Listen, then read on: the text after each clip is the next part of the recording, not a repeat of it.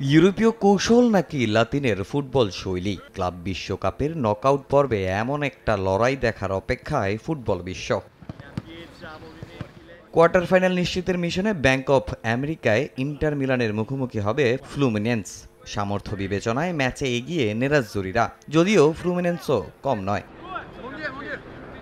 Club বিশ্বকাপের শুরুটা সুখকর না হলেও দারুণভাবে ঘুরে দাঁড়িয়ে টেবিলের শীর্ষে থেকে নকআউট পর্ব নিশ্চিত করেছে ইন্টার মিলান। লাউতারো এসপিওসিত্রাও আছেন দারুণ ছন্দে। দলের জন্য সুখবর, এ ম্যাচে ফিরছেন স্ট্রাইকার মার্কাস থুরাম।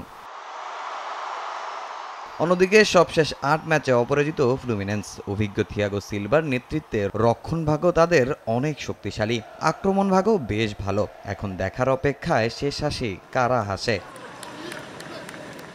এর কয়েক ঘন্টা বাদে মাঠে নামবে ম্যানচেস্টার সিটি ও আল হিলাল। ফলাফল বিবেচনায় ক্লাব বিশ্বকাপের এখন পর্যন্ত সবচেয়ে সফল দল সিটিজেনরা। গ্রুপ পর্বের ৩ ম্যাচে করেছে মোট ১৩ গোল। হল্যান্ড, ফিল ফোডেন ও গুন্দোয়ান সবাই আছেন দারুণ ফর্মে।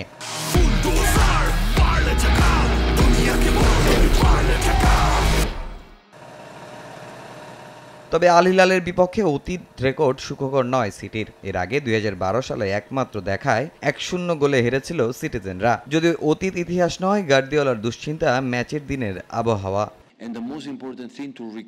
খেলা চালানোর জন্য এটা আদর্শ পরিস্থিতি নয়, তবে যেহেতু স্থগিত হয়নি, আমাদের সেভাবেই প্রস্তুত থাকতে হবে। সেরা খেলাটা খেলবো। আর ক্লাব বিশ্বকাপ নিয়ে অনেকে অনেক কথা বলছে।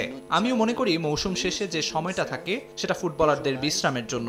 আমি নতুন মৌসুমে ইনজুরির ভয় পাচ্ছি, তবে যেহেতু এখানে এসেছি ভালো কিছুই করব।